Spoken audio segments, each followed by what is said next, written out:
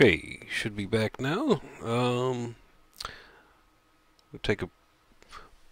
What we're gonna do is look at just the raw nuts and bolts, the very simple, basic. Because well, where else should we start, right? I'm going to start and clean this chart up and take a look at just an unusual time frame because I don't really want to delete all the lines I have on that chart. So here's a 19-minute Aussie dollar. The time frame really doesn't matter. You can do this on any time frame, no matter what you're looking at, no matter what market. The thing to learn and understand is that price is created by people, and people behave in the same way over and over and over again. Sometimes it might be a little bit different from market to market, but these are general principles that you can apply to anything that you trade at all. So let's take a look at what happened here back on March the 12th. This is, well, if we're going back years and people are watching this recording, this is recorded in 2014. So we made these nice 1, 2, 3 drives lower, maybe. We'll just mark things out as we go. 1, 2, 3, and then something different happened. We came up, made this little peak right there, came back down, came up and took that out, and then more importantly, we took these out. Price came up, took out these highs, and kept going. And boy, did it really keep going. I mean, we got so much extra rocking action off of this low that we came up and not only did we take out all of these highs, if we can get a nice straight line there, we can take out all these highs, but we also came up to this old gap area. So what am I pointing out here? I'm pointing out basic structure of the market. Price, trading back and forth, created by people placing trades on both sides of the market, is creating very simple and easy things to read. Basic structure to me are things like swing highs and swing lows. What's a swing high? Well, a swing high is, if we're looking at this one, we come down, we make a new low, we make a lower high, then we come down, we make a lower low, another lower high, try to double bottom out that, another lower high, just barely, then a lower low.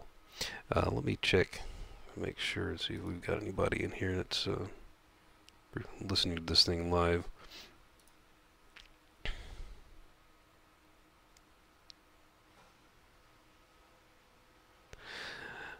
Okay, so I guess some of my some buddies of mine trying to check out the stream, seeing if we actually have live content going.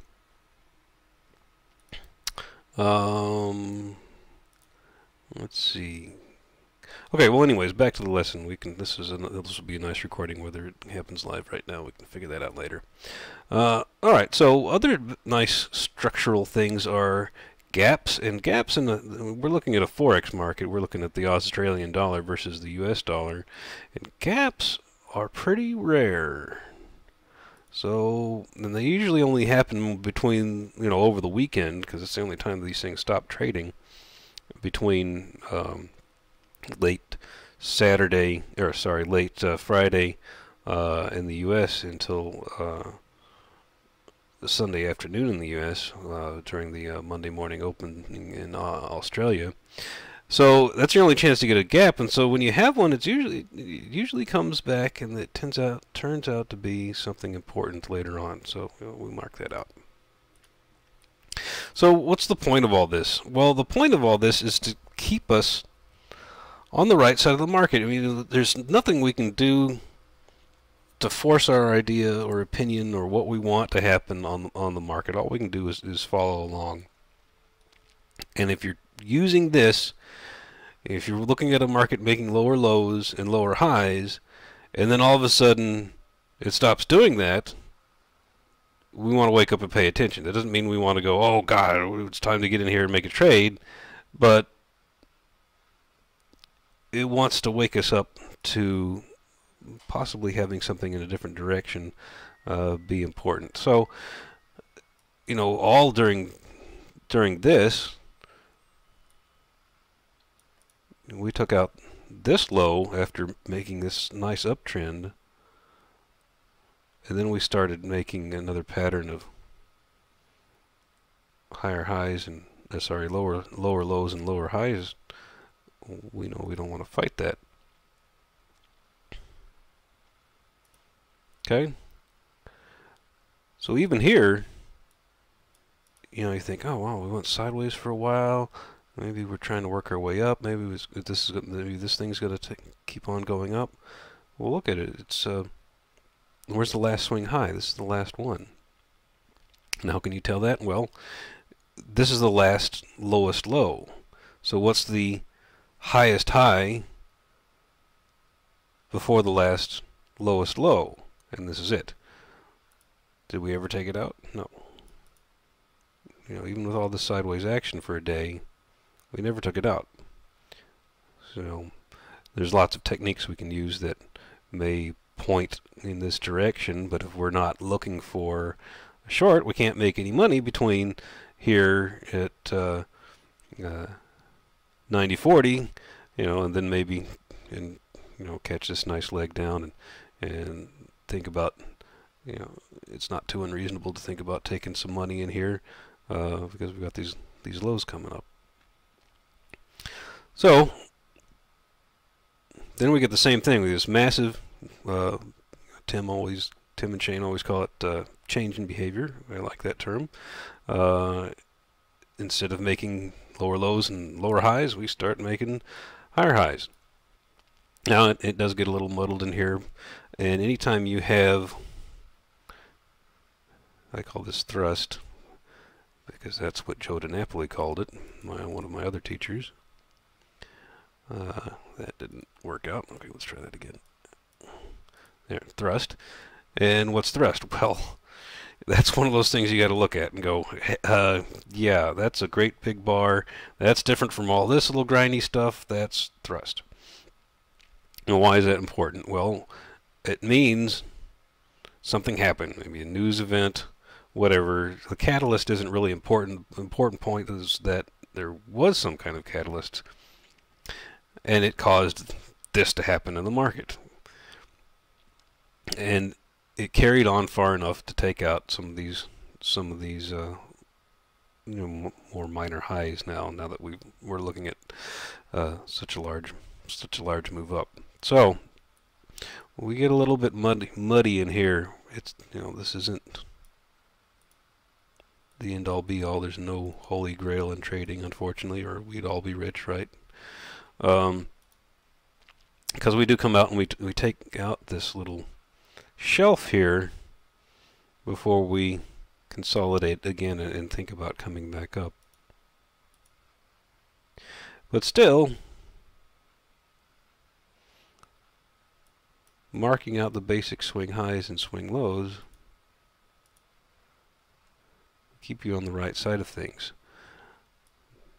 Now all of a sudden, look what happened here. Yeah, maybe you might have gotten lulled back into thinking that this was going to start rolling back down again after we, made a lower low, made a lower low, a lower high, and a lower low. But pretty quickly,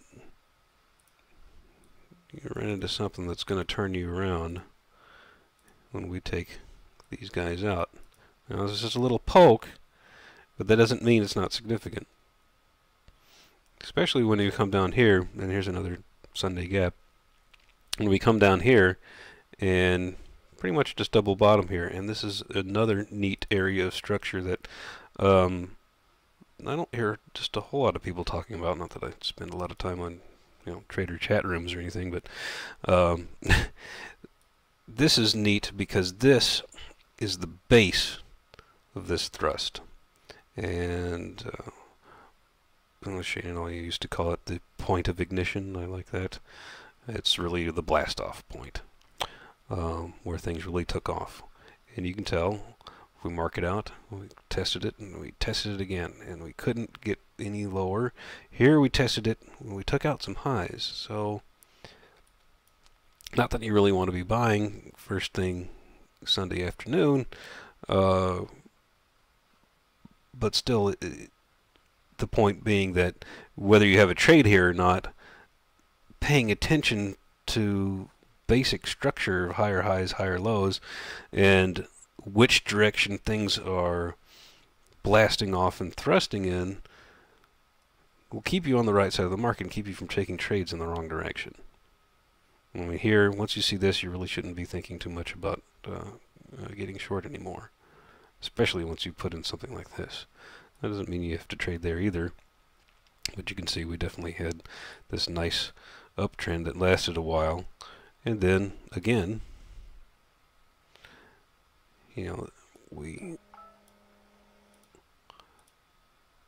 let's get some line segments instead of these infinite lines going.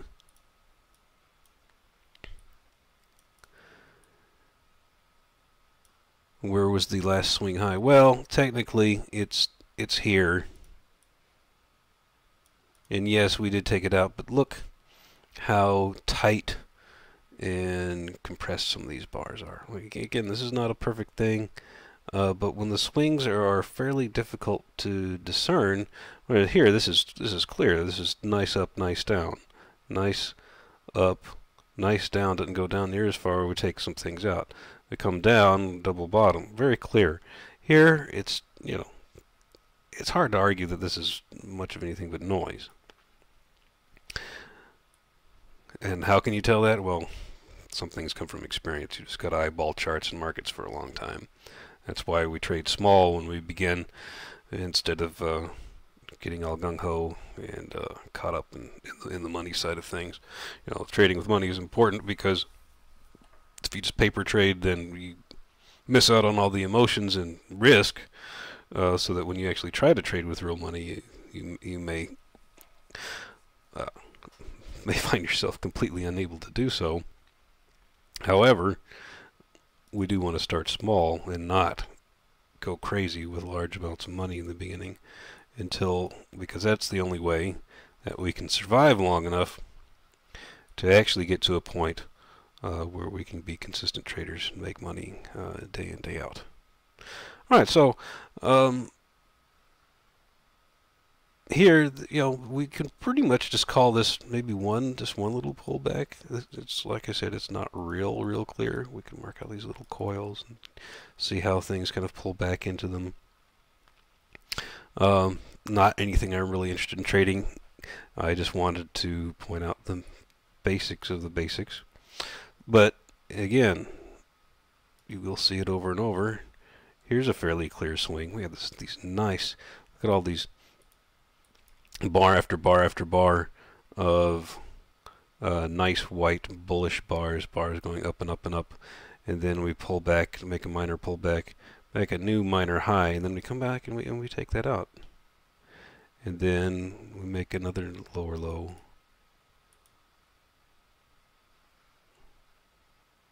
and this is a little sloppy again, but again, look how narrow and tight these bars are compared to some of the swings that we were marking out back here. Another lower low, another lower low, another lower high. Nice clear swing. Plenty of room in between it. What you want, it's kind of a common sense thing.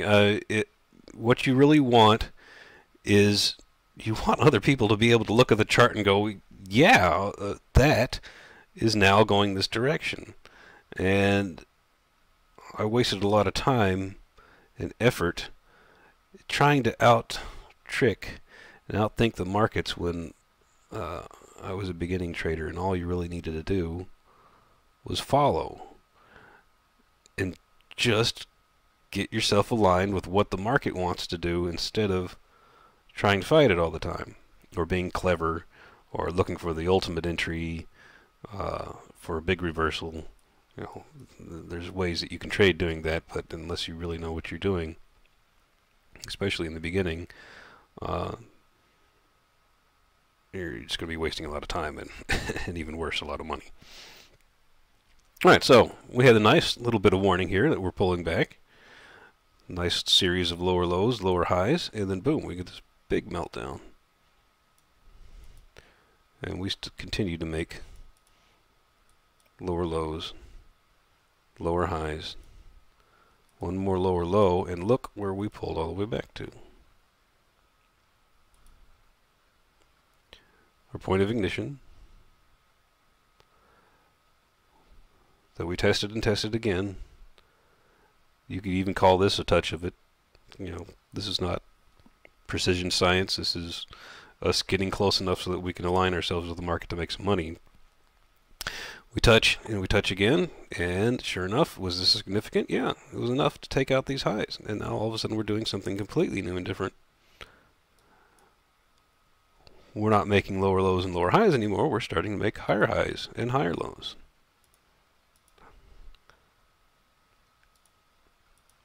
And doing this should be automatic.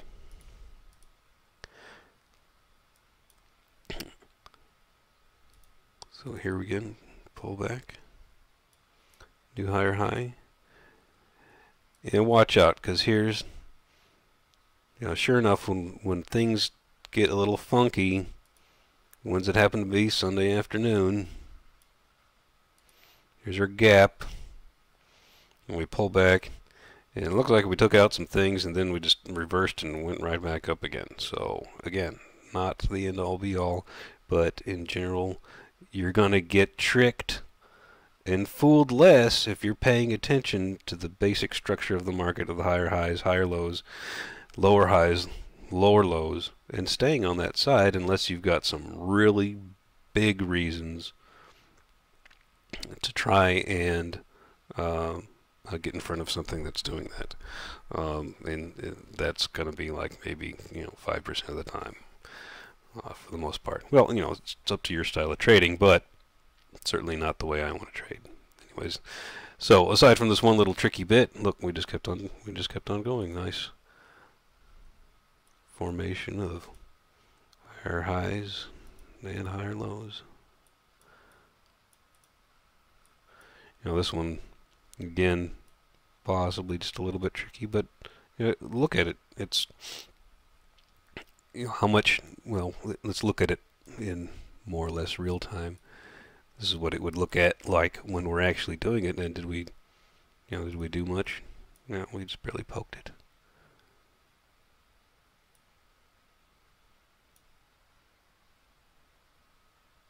So that's my quick and dirty on market structure and keeping yourself on the right side of the market by following just basic higher highs, higher lows, swing highs, swing lows, swing lower highs, lower lows, and not trying to fight it. Most of this game is trying to keep yourself aligned with what is actually happening and not forcing your opinion on what's going on. So, I'm going to shut it down for a second right now. Check out the recording. Be back in a little bit. Maybe we'll take a quick look at some actual markets and things that are going on right now.